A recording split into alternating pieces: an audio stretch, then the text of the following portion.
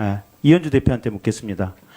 증인은 어느 날 갑자기 그 전에 기재부에서 증인의 상사로 모셨던 조원동 경제수석으로부터 전화를 한 통화 받았죠.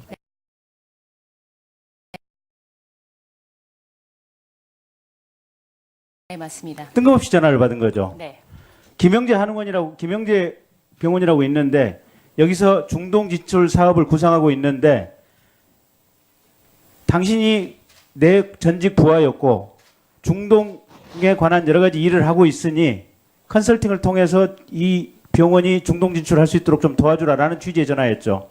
뭐 도와달라고까지보다는 한번 가보고 중동에서 이쪽 비즈니스에 관심을 보일지를 한번 검토해 달라는 얘기였습니다. 그래서 그 후에 어떻게 찾아가서 면담을 하고 무슨 내용의 얘기를 했습니까? 예, 제가 14년 2월 27일에 찾아갔고 그 청와대 조원동 수석 연락을 받고 왔다라고 인사를 했는데 김영재 의원 측은 조원동 수석을 잘 모르는 듯 했습니다. 그리고 이제 미팅을 하면서 기술이 굉장히 뛰어나다라는 얘기는 했는데 실제로 영어 브로셔라던가 이런 해외에서 뭔가 비즈니스를 할 준비는 전혀 되어 있지 않았습니다. 준비도 전혀 안 된 업체에 대해서 청와대 경제수석이 전화를 했는데 정작 찾아가 보니 청와대 경제수석이 누군지도 모르고 있다 하더라. 그러면 조원동 수석하고 그 상황에 대해서 확인했을 거 아닙니까?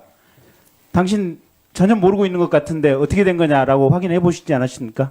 예, 그래서 그 후에 제가 들었는데 그 조원동 수석은 정호성 비서관한테 요청을 받아서 김영재 의원의 중동 진출을 지원하라는 요청을 받고 저한테 전화를 하셨다고 하셨습니다. 그러면 김영재 씨는 김영재 씨 본인 또는 또는 그 처남은 지금 정호성 비서관하고 긴밀하게 통화를 하고 있거나 혹은 이 세 사람 중에 한 사람이 대통령 내지는 최순실과 긴밀한 얘기가 돼 있었고 그게 정호성을 통해서 조원동 수석에게 전달이 됐다 이렇게 봐야 됩니까?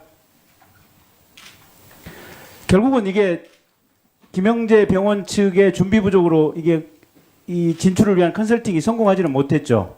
네, 맞습니다. 그래서 그냥 곧바로 끝난 거죠. 저는 끝났다고 했는데 그 뒤로 이제 여러 가지 보복이 있었습니다. 보복의 내용은 뭡니까?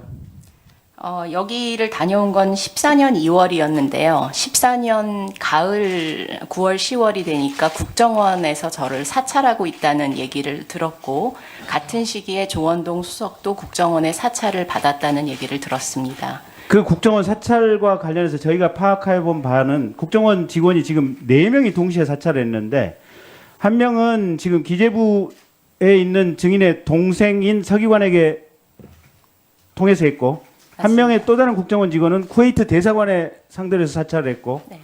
또 한 명의 국정원 직원은 우리투자증권에 찾아와서 사찰을 했고 네, 그랬다는 거죠. 맞습니다. 그리고 조윤선 정무수석도 서울대 강남검진센터에 가서 증인 회사에 관련된 얘기를 했고 맞습니다. 그리고 증인 세무조사를 받았죠. 네, 그 안수석과 조수석의 모함이 있은 바로 뒤에 대대적인 세무조사가 나왔고 세무조사 기한이 한 4주 정도 있으면 끝날 시기 되니까 마감 30분 전에 국세청이 다시 뛰어와서 위에서 이 세무조사를 종료하지 말고 더 조사를 해야 된다라고 해서 결국에 4월에 시작한 세무조사가 10월까지 진행이 됐고 추징급은 0원이었습니다. 그러니까 본 의원이 듣기에는 증인 업체만 세무조사를 받은 것이 아니고 증인의 아버지 업체 맞습니다. 또 증인의 할아버지 사업체도 세무조사를 받았다라고 하는데 맞습니까? 네, 동시에 3대가 받았습니다. 그리고 증인의 남편도 좋지 않은 보직으로 지금 인사조치가 됐다. 또 기재부에 있었던 증인의 동생도 좋지 않은 보직으로 인사조치가 됐다. 맞습니까? 뭐 가족들 얘기는 지금 현직에 있어서 제가 뭐 구체적인 언급을 하기는 좀 그렇습니다. 증인의 동생, 카자흐스탄 문화원장을 하고 있던 증인의 동생도 갑자기 지금 한국으로 소환 명령을 받았다고 하는데 맞습니까? 네, 9월에 그 감사원에 정기 감사가 있었고 이상하게도 다른 그 문화원의 경우는 회계 감사를 받았는데 저희 동생은 회계상 문제가 없었는데도 불구하고 새벽 서너 시까지 감사원의 여러 명의 직원이 굉장히 강압적인 자세로 감사를 했고 그리고 감사원이 원하는 방향으로 말을 하지 않으면 가만 안 두겠다라는 그런 협박성 감사를 받았고요.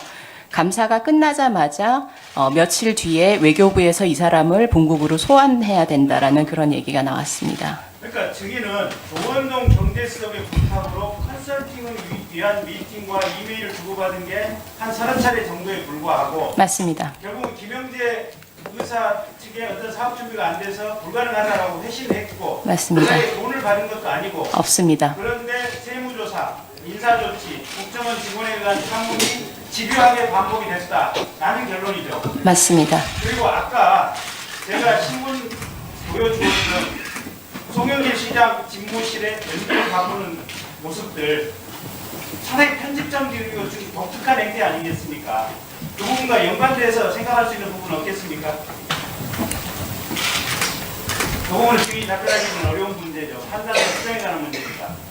저도 어떻게 하루 미팅 가서 그냥 제 사실대로 느낀 소감을 청와대에 보고를 했고 이전 상사에게 제가 정확한 팩트를 보고하는 것이 이전 상사에 대한 저는 도리라고 생각을 했는데 어떻게 이 많은 국가기관들이 국민의 혈세를 사용하면서 민간인에 대한 이런 무차별적인 보복을 굉장히 집요하고 체계적이고 3년에 걸쳐서 진행하는지 정말 이해하기가 어려웠고요. 그리고 김영재 중동 진출이 실패하는 것이 어떻게 VIP 중동 사업에 방해를 하는 것인지 그 부분도 정말 이해할 수가 없었습니다.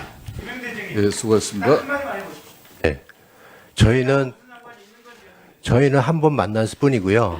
중동 진출을 그 다음에 만나서 상의하거나 제의한 적도 없습니다. 근데 어떻게 중동 진출 실패라는 말이 나오는지 모르겠습니다. 왜냐하면은 거기에 대한 생각도 없었는데, 그리고 본인이 어떤 비리에 의해서 그런지는 모르겠지만은 저희는 전혀 거기에 대해서 진출의 실패라는 거를 쓸 수 없는데 잘 되고 있었는데 저희는 중동 진출이 잘 되고 있었는데 어떻게 실패를 했다고 그 시도도 해본 적이 없는데 그런 말을 하는 게 이해가 안 됩니다.